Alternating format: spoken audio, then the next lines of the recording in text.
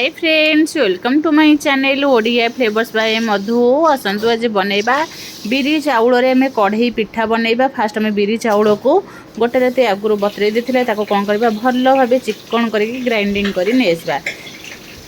आको ग्राइंडिंग कर सला परे आको छाडी दबा 2-3 घंटा पई छाडी दबा तार फॉर्मेट हबा पई।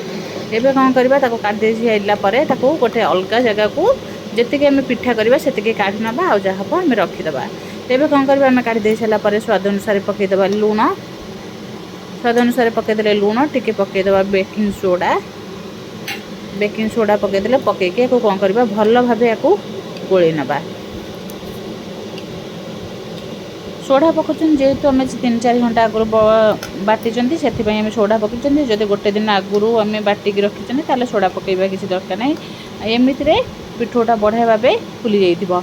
एबे कोन करबा को भल भाबे गोळी देबा। गोळी की एबे कोन करबा गोटे नडिया को हमें कोरी नेथिले।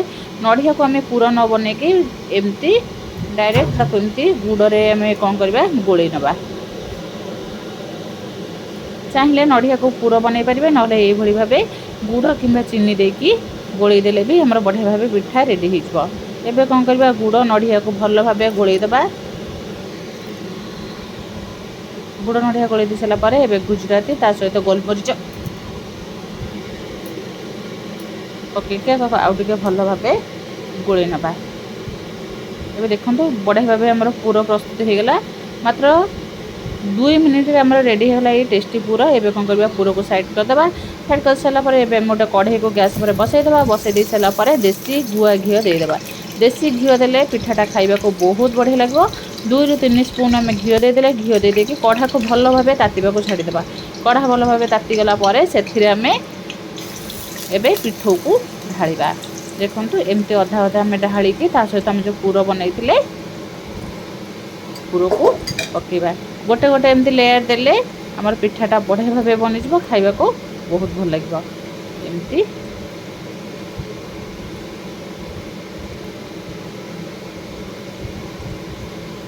टिके अधिक अधिक पूरा देबे। पूरा देले पिठाटा जेते बळे हमें खाइबा पाटी को पूरा बाजिले नडिया रा पूरा खाइबा को भल लागिबो। तापरे गुआ घियो देछते, गुआ घियर जो वासना बहुत बढ़िया लागबो ए पिठा खाइबा पई। एबे हम गोटे लेयर दे सले एबे कोन करबा आउ हमर जो रही हेतिला पिठो तापरे एमती ढाळी दबा।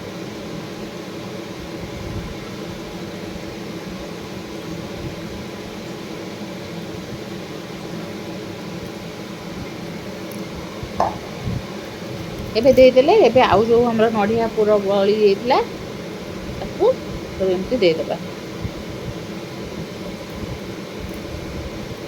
गोटे नडिया जति हबा हमें से हिसाब रे दबा। जदि हमें बेसी बनाउछन बेसी पूरा दबा, जदि हम कम बनाउछन कम पूरा रे हम बढ़िया भाबे पिठा रेडी हिजबो। देखु नडिया पूरा हमर भल भाबे दे देले। एबे कोन करबा आ ऊपर आउ थोड़ा हमें पिठो को दे दबा। नडिया पूरा दे सला परे देखंतु पिठा केते बढ़िया देखि जाउची। एबे एमती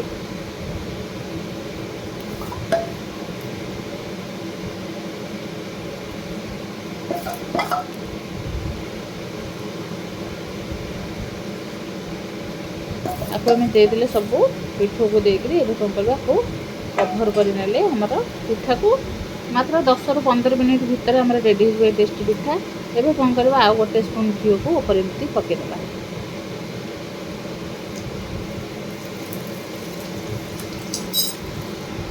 एबे आपको घोड़े के 10-15 मिनिट पई छाडी देबा। 10-15 मिनिट पर चेक करके देखिबा।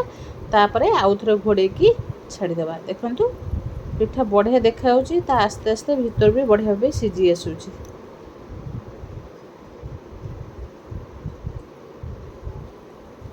एबे आको कोन करबा आउ थरे ताको घोड़े की छाडी देबा।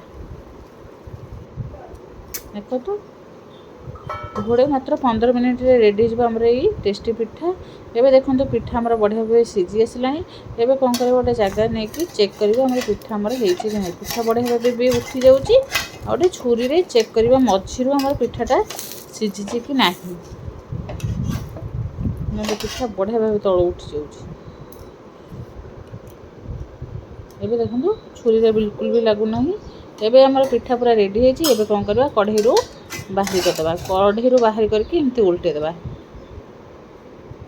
बढ़िया भी बाहरी गला एमती उल्टे की कौन करवा पिठा को एमती काटी नवा निहाती थरे घरे एभली भाबे कढ़ई पिठा तैयारी करंतु मात्र 10 रु 15 मिनिट रे बढ़िया भाबे पूरा रेडी हो केते बढ़िया भाबे पूरा सीझी जाइची आउ बढ़िया भी लागे निहाती थरे ट्राई करंतु जदि भल